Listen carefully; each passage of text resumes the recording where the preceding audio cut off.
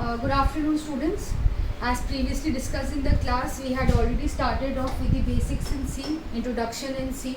We had also discovered what are the different files associated with any C programming language.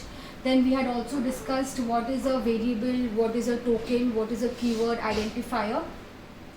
After going through all of that, today we will discuss the different operators which are present in C language. Now, what is the application of the different operators is that along with being widely used in your theory semester exams, certain operators have very wide usage when you are trying to solve different programming assignments or different programs when you perform in your C labs. Now there are 9 operators in C. I have not written them precedence wise, but I will give you the precedence list very soon.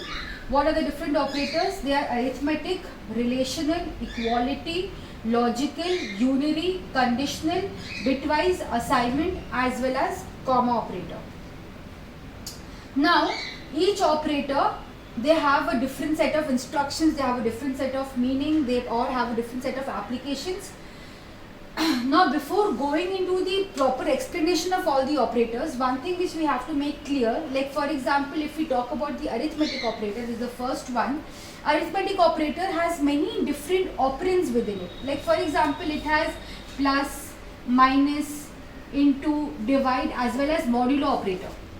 Now suppose you have a certain expression and that expression has say I have an expression which is y is equal to a into b minus c. Correct? Now in this expression, only if you are considering this expression, we can see that there are 2 arithmetic operators involved over here. We have the arithmetic operator into as well as we have the arithmetic operator minus. Here in an expression where there are more than one similar type of operator involved, then we have to follow the rule of associativity. We have to follow the rule of associativity. What does the rule of associativity state? It states that it assigns a certain priority or certain precedence value to all the operators. So what is the precedence value? Here the precedence value of the operators goes as into, divide, modulo, plus and minus. Why have I written them in 2 separate lines? It is to denote that into, divide and modulo, these 3 have higher precedence, plus and minus have a lower precedence. So in any scenario, in any particular expression, if you have into as well as minus, you will have to perform the multiplication first. Whatever value gets yielded from there, over there you have to then perform the subtraction operator. Now you can ask, what if ma'am we have both plus and minus? Now plus and minus have the equal priority, or say into, divide and modulo, these 3 have equal priority. Here comes the rule of associativity, which states that arithmetic operators, they work from left to right. That means if I have y is equal to a plus b minus c, so we will have to follow the rule of associativity, which is moving from left to right. It means that first we will perform the addition. We will start our evaluation from the leftmost side. From the addition, whatever value we will get from here, say the value is 8, whatever it is, and then we will perform the subtraction. This is the rule of associativity, where it states that where 2 operators, if they have the same precedence or same priority value, in respect to those operators, which one should be performed first. So here left to right. Similarly, all the different operators, they have a certain associativity. Even relational is left to right. Equality doesn't have any such precedence. You will get to know why. Because equality operator is just one. Precedence will come, associativity will come into play when under a particular operator there are multiple operands present. Now equality just has one operand. Equality just has this one. So there is no precedence over here. Logical is also left to right. Unary is right to left. conditional is right to left, bitwise is left to right, assignment is right to left, and comma is left to right. If the chart is, if it is not very visible, then I also share the list with all of you. But this is the rule of associativity which we will follow. Again, it is only followed if under a particular operator heading there are multiple operands of the same priority value in a particular expression. Over there you should know which one should be evaluated first and which one should be evaluated next. Having said the associativity rule and different operators, let's dive straight into the different operators. So first off, we will start with the arithmetic operators. Again, I am repeating, I have not written the operator value in the order of precedence. I will share the order of precedence very soon, but these I have just written in a very generic format. What are the different operators which are present in C language? Okay, so this we'll start off with the arithmetic operators. Also, if any of you have any doubts relating to whatever I am teaching right now, you can always ask me. You can WhatsApp me. My number is already shared with you. You can ask me in class or you can message me. I will share my number once again. Okay, so let's start with our first operator, which is arithmetic operator. Okay, like I said, when I gave a short example beforehand, I had said that there are primarily the different arithmetic operators are into divide, modulo, plus and minus. Now, in certain books you will find along with these 5 different operators, there are 2 more operators which are often found under the heading of arithmetic operators, which is increment and decrement. Double plus means increment operator and double minus means a decrement operator. Do not confuse a double plus or double minus with normal addition and subtraction. This is an increment operator and this is a decrement operator. We will come to these two later on. Why will I come to these two later on? Because there is a very visible difference between increment, decrement and addition, subtraction. The most important difference between these two and these two is that plus and minus, they always take 2 operands. Like you write 2 plus 5, right? So 2 is one operand, 5 is one operand. But increment and decrement operators, they take only one operand. You write plus plus x or y minus minus. So that is why, since increment and decrement operators are only taking one operand, they often fall under the heading of unary operators. Unary means single, that means operators where only one operand is in play. And here arithmetic operators, they come under a different subheading because here 2 operands are involved. Anyways, we'll come to this a little later on. So here we have into, divide and modulo, plus and minus. Again, 2 different lines, they have a higher precedence, they have a lower precedence. Again, if into and modulo fall under the same expression, we will follow the rule of associativity, which means that we will move from left to right. Now, I'm sure everyone is familiar with the normal into, plus and minus operation. Divide and modulo, they have a little bit of a change when it comes to C language. What is the change? Modulo operator, what it does is that, first of all, modulo operator does not work on your double and float values. Now, double and float value, I have already explained it in my previous, when I was taking the class. Double and float values do not work in case of modulo operator. Modulo operator works only in case of proper integer values. And what does modulo operator do is that, say my x is 16 and my y is 5. I have 2 values where x is 16 and y is 5.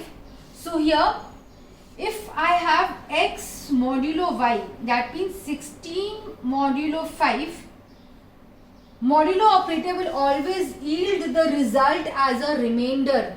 Mane 16 mod 5 is what? The remainder comes as 1. So 1 is my final answer. 1 is my final answer if I am performing a modulo operation. Meaning modulo operator will give us the answer is always the remainder. That is why we do not work with double and float values when it comes to modulo operator. Only proper integer values will work in case of modulo operator. This is the first part. Second is suppose I'm dealing with signed numbers. What are signed numbers? Any number, any integer number which has a magnitude in front. Say I'm writing 16. That means this is plus 16. If I write plus 16, it makes it a signed number. If I write minus 16, again this is a signed number. So how does a signed number affect my modulo operation? Say I have 16 modulo minus 5. My answer will be 1. Okay? If and only if I have a negative sign in the numerator, if and only if there is a negative sign in the numerator, only then will my final answer be affected.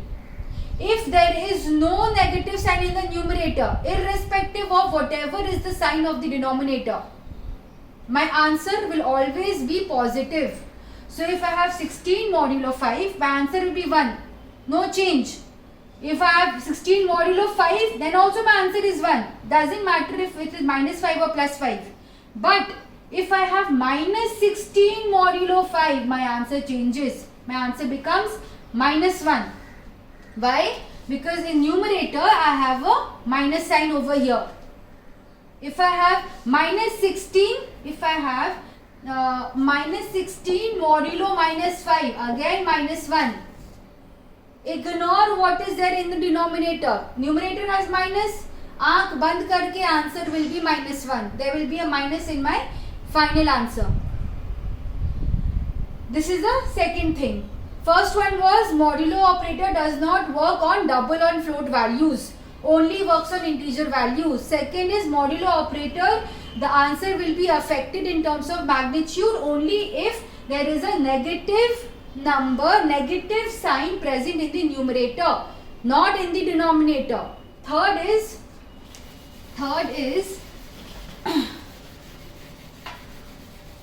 say I have x and y. Alright, and my x is less than y. I have two numbers x and y. My x is less than y. And then I write x modulo y. What will my answer be? My answer will be x. Mane, say I have x as 3 and y as 5. Say I have x as 3 and y as 5. I am performing 3 modulo 5. 5, how many times does it go with 3? It doesn't. 0 times. Final answer will be what? Remainder. Remainder is 3. Answer is 3. So if x modulo y, where x is less than y, my answer is always x. That is in this example where the answer is 3. These 3 points you should always keep in mind when you perform modulo operation. Modulo operator is very important. You will see it has huge applications when you are writing C programming languages. Okay, so keep the modulo operator in mind. Coming to our next operator, which is a division operator.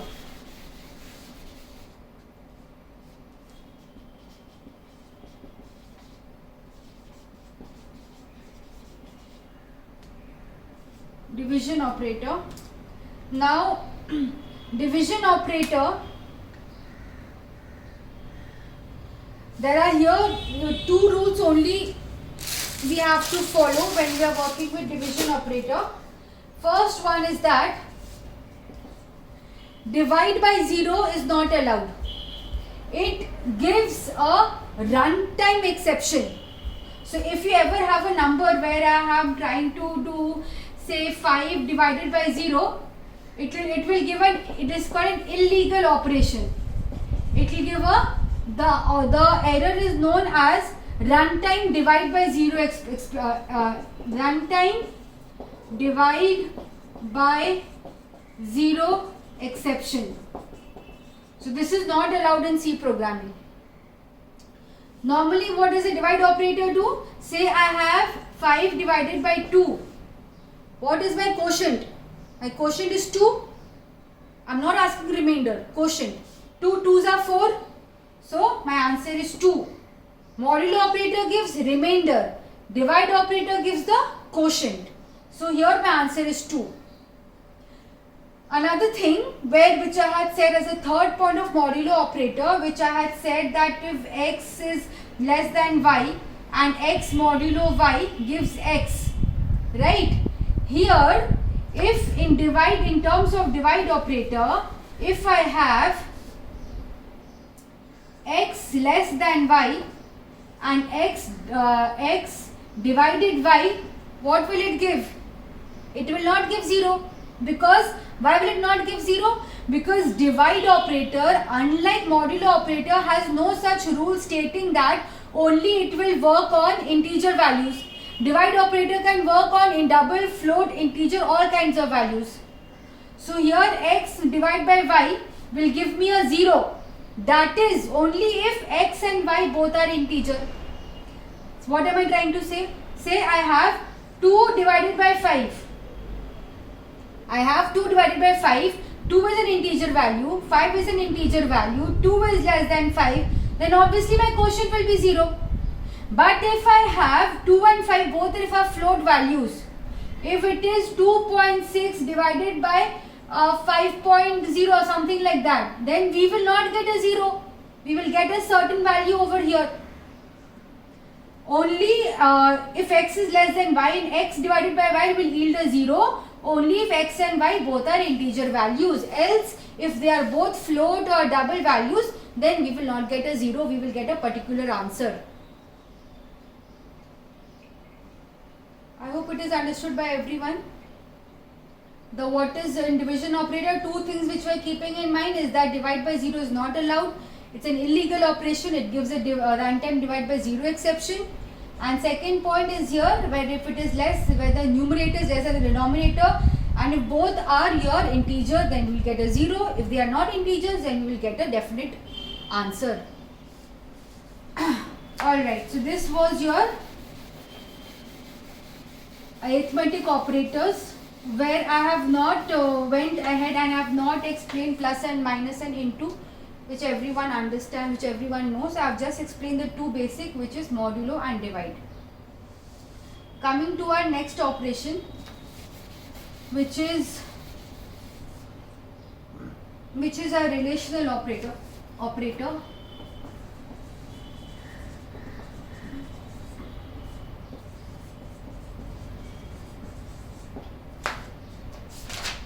Okay.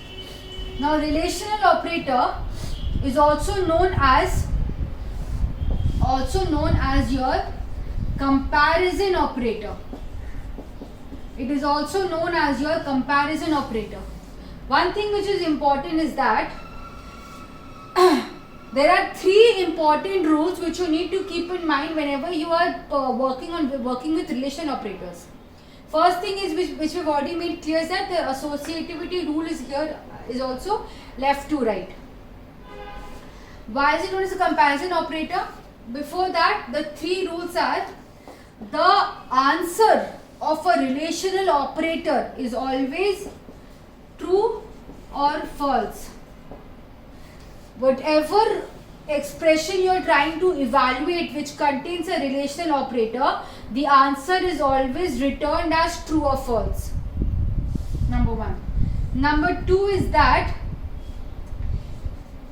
again, this is strictly speaking in terms of the relational operator, every non-zero value is true and every zero value is false. First thing first, relational operator after evaluation always returns my answer as true or false. Second, every non-zero value whenever you're dealing with a relation operator expression is true and every zero value is false. And what do I mean by when I say true or false? Here when I say true or false, true means 1 and false means 0. These rules might look a little confusing to you, but when I'm giving you all examples, it will become clearer. So these 3 rules keep in mind.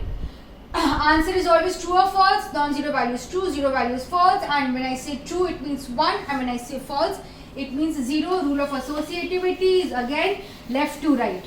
So let's try and solve certain expressions to understand how do these rules apply over there. So say, okay, before going, what are the different relation operators? We have less than, greater than, less than, equal to, greater than, equal to, double equals to, which again is an equality operator, and not equal to. Again, why have I written them in 2 separate lines? Because less than, greater than, less than, equal to, greater than, equal to, they all have a higher precedence. Equality operator and not equality operator, they have a lower precedence than relation operator. That is why I have written them in 2 separate lines, so that it is easier for you all to understand. So, having said this, say I have int x where x is equal to 3 greater than 4, and I have printf %dx. Printf and everything, %, all of these has been explained to you in class, so I hope there is no confusion over there. So here we have 3 greater than 4 and we have %dx. Now, is 3 greater than 4? No, false. So after evaluating this expression which contains a relational operator, my answer is what? False. What had I said in the rule? False means 0. So here x is equal to 0. Simple enough. Not at all difficult, I am presuming. Simply you have to keep in mind whenever you are trying to solve any equation, just keep in mind what is my answer. Is it true? Is it false? If it is true, my answer is 1. If it is false, my answer is 0. While evaluating the expression, keep in mind every non-zero value is true and every zero value is false. Alright. So here I have 3 greater than 4, it's false. So x false minus 0, so x is equal to 0. This is my first example. Second example, again I am giving you multiple examples. X says 3 less than equal to 4. This is true. 3 is less than equal to 4, so x is equal to 1. Say here I have x is equal to 4 not equal to 3. 4 not equal to